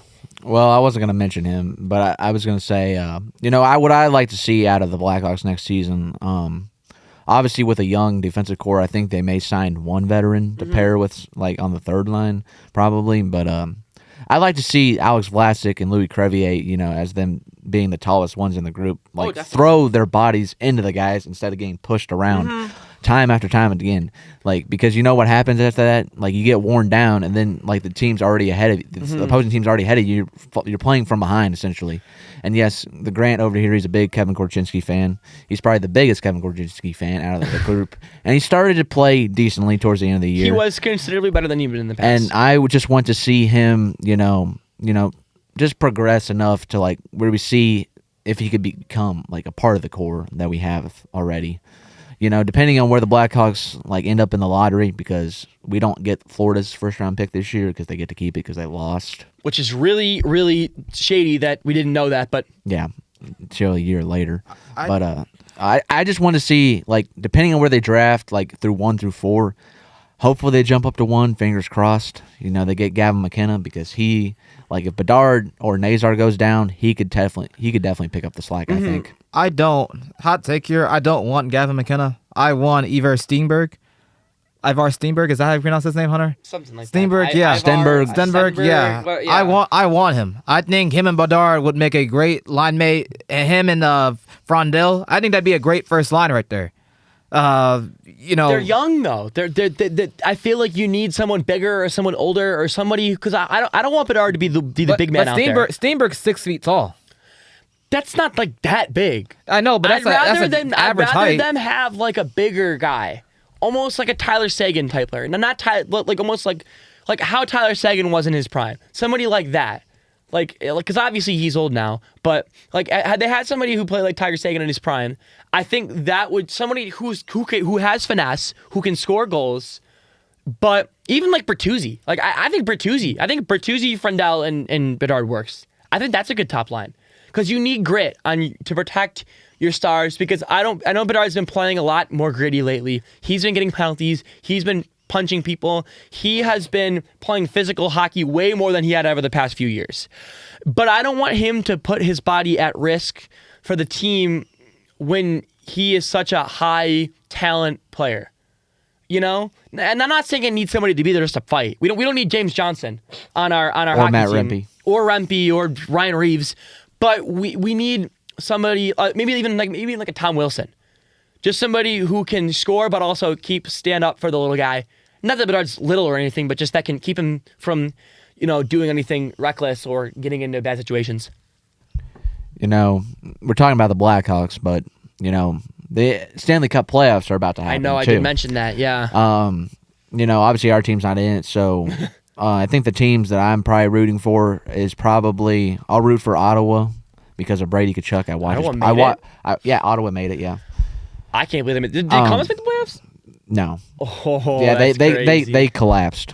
No like kidding? after like they hired Rick Bowness, like in that hot start, they collapsed. So I think the teams that I'm rooting for, Colorado, just because I'm a Broncos fan and they talk about the Avs down there a bunch. I mean, the Avs are good though. I know they're the best team in the league. Yeah, they won the President's They Trophy. won the President's Trophy, but if you know anything about hockey, the team who wins the President's Trophy, which is given when you're the best team, is they never win. Besides the 2013 Blackhawks, but other than that, they never win. Oh, so the NHL has their own in-season tournament, pretty much.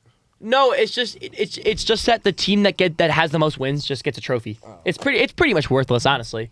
And it's kind of a bad omen if you get it. It's kind of a bad omen. Yeah, but I think the teams I'm rooting for, Ottawa, Colorado, and probably Minnesota, just because Nick Foligno's on it. I'm gonna be rooting for Minnesota. I think they're probably my favorite team here. But I will say this first series, to all the fans of the podcast watching this, even if you're not super into hockey, I think that the Philadelphia Flyers and the Pittsburgh Penguins, that series is going to be bloody, and that's going to be a really fun watch. Well, they are rivals, aren't Those they? are two teams that hate each other Yeah. and have not played each other in the playoffs in a few years. I mean, how many years has it been since they last played each other? Do you know? The last time the Flyers made the playoffs was like 2021. So the last time the Flyers played the Penguins, it's been at least 5 or 6 years since they last did that, at least. And rivals in hockey in the playoffs, they get brutal. Yeah. And this is one of the biggest and longest standing rivalries. So that's going to be a really fun watch out there. Even if you don't watch hockey, that's going to be a really fun one. I only know like how when the Rangers play the Islanders and how that gets. That's a good one too. And the other really good one is the Edmonton one between the Oilers and the Calgary Flames. Yeah. That was a really, really heated one. And the last time they played in a series, it was so fun. It was such a fun series to watch. I think if people out there enjoyed watching all those USA games, those were really fun to watch. I think we're going to get a similar thing with Pittsburgh and Philadelphia, and they're going to have storylines there. We're near the end of the career of one of the all-time greats in the NHL, Sidney Crosby. He's nearing the end of his career. I don't know if this is his last year per se, but he's getting up there in years, and then he's going against a very, very young Flyers team led by the young Trevor Zegras and the young Jamie Drysdale, and who's the guy they drafted who's been really Matvei good? Michkov? Matvei Michkov. They have a really young team, and I think that it's going to be a really, really fun watch because it's going to be old versus young, and we're going to see who takes it. That's going to be the highlight of the playoffs, I think. So are you just rooting? Are you just the Wild or somebody else too? I mean, if Philly can win some games, I'd be rooting for them. If Philly can win some games, it'd be cool to see a young team. It'd be cool to see Zegers get some respect on his name, considering how he was kind of lambasted. People were really shelling him when he was in Anaheim, and people were saying that he was just a pretty boy and he's not good enough to play, and that he's just flashy, and that he's no substance, not an actual hockey player. And he proved a lot of people wrong. In Speaking Philly. of Anaheim, they also made it.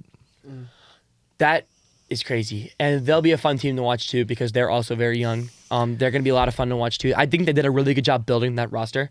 Because I believe Pat Verbeek is their general manager, if I'm not mistaken. They went through the draft with guys like Leo Carlson and Beckett Seneca, who I thought Beckett Seneca was a weird pick, but he has been fantastic this year. He's been really great, and they've made some trades to get some older veterans. John Carlson. They got John Carlson. They got him from what's it called? Washington. Did they get Jacob Trua? Or am I getting that? Am I all wrong here? I could probably look that up. I feel like they got Truba, but I could be wrong. I know they got him. They have Radko Gudas still, and they have a lot of young guys who are. I think they still have Radko Gudas, right? Either way, they have a young team who's good, and they'll be fun to watch as well. So there's a lot of fun teams that you can watch this in the Stanley Cup Finals. I always say, I think a lot of people know it that even if you're not a dedicated hockey fan, hopping in the Stanley Cup playoffs is so much fun. The atmospheres are just electric, and it's such a fun atmosphere. I mean, all playoff sports kind of are, but it feels like since hockey's so physical, it's such a fun watch. So, Yeah. Everybody make sure to check that out and root for your local teams, even if they're the Fort Wayne Comets or the Indy Fuel. For me, who I have winning the Stanley Cup, I got Colorado or Dallas or the Wild. I think those are the three teams that have the. So you think the Central? Only a Central the team Central, is going to win. yes. Well, the Pacific. They're all in the same division. The Pacific teams are just The Pacific's garbage. terrible. What's also not counting out Vegas and then Torts. Vegas is not doing Oh, they anything. do Mitch have Marner's a Torts. choker. I Mitch Marner's forgot. a choker. Well, is Mitch Marner the choker or is Toronto the choker? See? Yeah, Toronto never even separate made the man- playoffs. You separate the man from the idea. I mean, who's to say that that's the way it is? Yeah. That's true. So those are your favorites, Grant? Yeah, the three teams in the Central. I think if I had to choose one team to win the Stanley Cup, I think I would have to go probably Colorado at the moment. But again, the President's Trophy curse is definitely real. What about the Buffalo Sabres, man? They've Get out won of here. 50 games. Get out of the Buffalo Sabres talk. Well, I don't think they're going to win the playoffs, but what a great story for them finally a great being back story. in the playoffs. And look, I agree that it's sweet they finally made the playoffs. Oh, wow. It's such a heartwarming, good feels. It's been like 20 years since they made the playoffs. Yeah. Something crazy like that. It's Yeah, all since heartwarming. 2012. Oh, so sweet. The Buffalo Sabres made the playoffs. Big whoop. Like, you haven't even won a round yet. I think they have some promise, which is good because they usually don't. So it's good to see that they have some hope, and the Buffalo fans deserve it because they've been through hell the past few years. It's been really, really bad in being a Buffalo Sabres fan. So I give them props, and just don't party too hard because they say pride comes before the fall. Yeah, they're playing Boston in the first round, so. Speaking of Boston, if we're talking about our sports takes and just about like playoffs and stuff, the NBA finals, we touched on it briefly. Boston's not winning. Celtics are winning it all. They're not. Yes, they are. I think out of the West, it's either going to be Spurs, Thunder, and out of the East, it's definitely going to be the Celtics making it. I think just because they have Who made it is before. stopping the Celtics in the East? In the East, nobody. Exactly. They have not a winning the ticket. championship. I think there's a team that could stop Don't the you Celtics. dare say Detroit. Like, and if you say New York, I'm going to kill you. You better not say New York. It's the Cleveland Detroit Cavaliers. Pistons. I think Detroit is a really good team. But they've been falling down. Their numbers aren't the same as they were earlier in the year. But doesn't matter. Doesn't matter. They still been able to play great when Cade sits on the court or doesn't play. So I mean, I think Detroit can be dangerous if They if can be Cade- dangerous, but I don't think that they're a better team than Boston. I'm not saying, but I think if he They are going to be a bad matchup for anybody. And when it comes to Boston, But they have home court advantage throughout the playoffs. You got if the Pistons go to the conference finals, they're gonna have home court advantage throughout Detroit the or entire Boston? playoffs. Detroit, No, who says to be a bad matchup? Detroit or Boston? Detroit's going to be a bad matchup. but they can have home court advantage throughout the whole Eastern Conference playoffs. They have home court advantage. They're not really experienced. Boston. They is. aren't. Cade's never been in the playoffs Yeah, before. yes, he made the playoffs last year. They lost I in the guess he first did, round in the you're right. Knicks. That's still. I think Detroit will go to the They're Eastern really Conference young. Finals. They're really young. Yeah, but Who's their coach? JB Bickerstaff, who I think should be a front runner to win Coach of the Year because It should be Missoula. it's going to go to Joe Mazzulla. My guy, Joe Mazzulla. It should go to Joe Missoula. But yeah, I give it to Joe Mazzulla. But the JB fact Bickerstaff. they won all those games without Tatum was crazy. He got the most out of what he had. I think Joe Missoula's the I mean, best one. if we're being realistic, I either want the Thunder or the Spurs to win the championship. But I'm rooting for the Nuggets. You're not rooting for the damn Thunder. I want the. I think. Why do you want the Thunder to win? No, I said the Nuggets. I want them to win. The Nuggets are cool. That'd be fine. I think that the Thunder might win it and might repeat, or the Spurs. I think Boston is gonna. I don't think Boston has it. I don't think anyone in the East has a chance of beating Boston. I don't think anyone in the East. I think the Knicks are gonna get stomped. Oh no, the Knicks are not as good as they. And when the Knicks get stomped, they're gonna be in a really bad spot because Jalen Brunson right now is on a very team-friendly deal, which he signed a few seasons ago, and he did that so they could go out and get Bridges, Nananobi, and Towns and stuff. But now he said he doesn't want to do this anymore. He said he's fed up with being on these cheap deals and not winning in the playoffs. He said, so I think his next contract, he's going to want to get paid a lot of money. They don't have Thibodeau as their coach anymore. They don't. I don't know who the hell they have. Mike Brown. Yeah. The guy that coached the Kings. Speaking of Thibodeau, there's been a rumor saying that Thibodeau might come back to the Bulls. No, no. Where did you hear that? Oh, boy. That was a rumor. Get ready for Patrick Williams 45-minute games. I don't think that's true, but I think if the finals matchup was Thunder versus Celtics, no offense to my Thunder fan and my Broncos group chat on Twitter, but I would want to kill myself. Yeah, very much offense If to it's that Thunder guy. versus Celtics, that's just horrible. Yeah, very much offense to that guy because that is not a. The Thunder is not cool. They're just I don't like the Oklahoma Thunder. And I mean it's not even like biases of like the Pacers obviously and everything with that. I just don't like I don't really care for Sam Presti. I don't care for the way that he does business. And I feel like despite him always having good teams, they're never good enough. And the only reason he got his first chip in like 20 years was because of Tyrese's freak injury. Say ifs all you want or whatever, and I think that his teams were never good enough to win. They never could stop any of the LeBron teams. I don't know if let's say that Tyrese didn't hurt himself. I think Game 7. I think the Pacers win. I don't think so. I do. I also do think the Pacers win. Halliburton had like 9 points in like 3 minutes. Yeah, but again, though, I don't think. I don't really it's just gonna. You're telling me the man who lives for the moment, the man who lives for Game 7, the man who makes his livelihood off of scoring in clutch, and who already had 3 3-pointers in the first like couple minutes of the game, wasn't gonna go crazy. I'm not saying he's not gonna go crazy. I'm saying that they weren't gonna win. So you don't think that his potential 40 piece wouldn't be enough? I mean, anybody could drop 40 nowadays. I don't know. I wouldn't say anybody could drop 40. What do you mean anybody could drop 40? What I don't does that think take? Anybody? Because Pod sure can't. I was I gonna don't- say it, so you so- beat me to it. So Bronny James is gonna drop 40 next season. Bronny God. Bronny shouldn't even be. What playing is your? basketball. What do you mean by anyone can drop 40? Because that sounds Well, like I don't understand what you're referring What I to mean here. is that like nowadays it's all about scoring. There's no such thing as defense anymore.